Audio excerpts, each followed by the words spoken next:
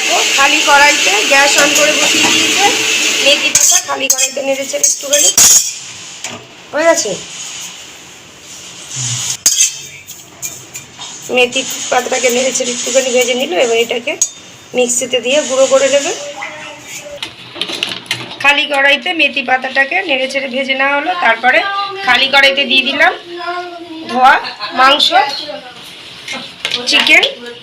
Hello friends, আমি তনুশ্রী। প্রতিদিনের মতন আমার রান্নাঘরে আবার একটা রেসিপি নিয়ে হাজির হয়ে গেছে। আমার রেসিপি দেখার জন্য সবাইকে জানাই স্বাগত। চিকেনের মধ্যে দিয়ে দিলাম আদা রসুন পেস্ট, হলুদ গুঁড়ো, জিরে, ধনের গুঁড়ো। জিরের থেকে ধনের গুঁড়োর পরিমাণটা বেশি দিতে হবে। কাশ্মীরি লঙ্কার গুঁড়ো, কালার হওয়ার জন্য সুন্দর দিয়ে দিলাম। ঝাল হওয়ার জন্য লাল লঙ্কার গুঁড়ো। খালি কড়াইতে যে মেথি পাতাটাকে আমি নেড়ে চেড়ে ভেজে নিয়েছিলাম, মেথি পাতাটা গুঁড়ো হয়ে গেছে, মেথি পাতার গুঁড়োটা দিয়ে দিলাম। সরষের তেল, এই রেসিপিটা করার জন্য পুরোপুরি সরষের তেলই লাগবে। স্বাদ মতো নুন দিয়ে দিলাম, ভালো করে নেড়ে ছেড়ে মিশিয়ে নেব।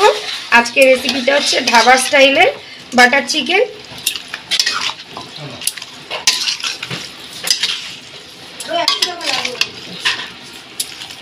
নাড়িয়ে চাড়িয়ে ভালো করে চিকেনটাকে কষিয়ে নেব।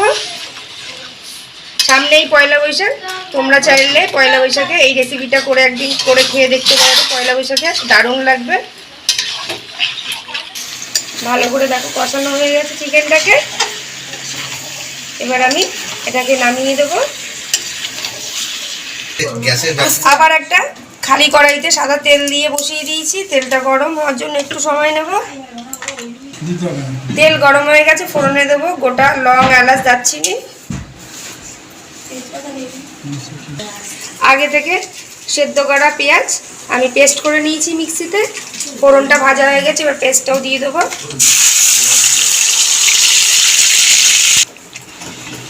পেঁয়াজ বাটার মধ্যে দিয়ে দেবো আগে থেকে বেটে রেখেছিলাম মিক্সিতে কাজু আর চালমগজ, এর পেস্টও দিয়ে দিলাম। ভালো করে নেড়ে চেড়ে মিশিয়ে নেব।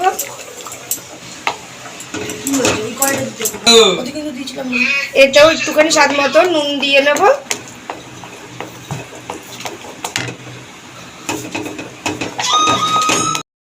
বেশ অনেকক্ষণ ধরে নাড়াচাড়া দিয়ে কষিয়ে নিয়েছি গ্রেভিটাকে। এবার আমি আগে থেকে যে চিকেনটা আমি কষিয়ে রেখে দিয়েছি তার মধ্যে ঢেলে দেবো।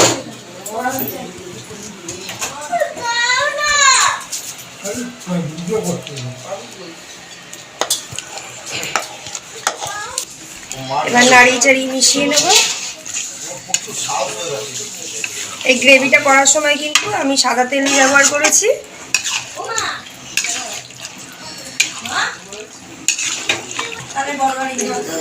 গ্রেভির ধোয়া জলটাও দিয়ে দিলাম কড়াই।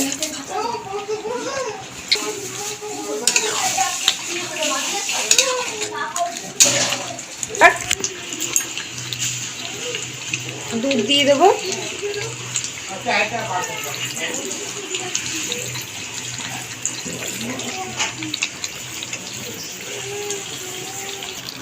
পুরো আমি হাফ লিটার দুধই দিয়ে দিলাম চিকেনের মধ্যে।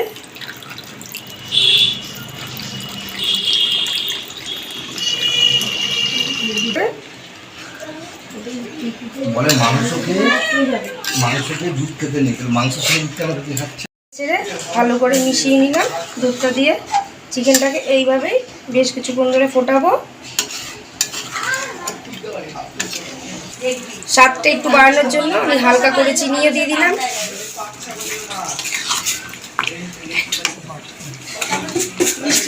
বাটার দিয়ে দিলাম। বাটারের পরিমাণটা কিন্তু অনেকটাই দিতে হবে।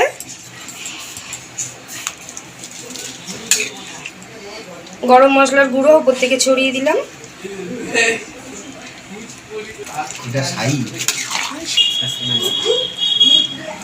একটা বাটির মধ্যে কাঠকয়লা দিয়ে দিয়েছি, ওর মধ্যে বাটার দিয়ে দেবো। একটা ভালো স্মেল হওয়ার জন্য ঢাকা দিয়ে দেবো। ব্যাস এরমভাবেই থাকবে কিছুক্ষণ লো ফ্লেমে। অনেকক্ষণ চাপা দিয়ে রেখে দিয়েছিলাম, এবার ঢাকাটা খুলে দেবো।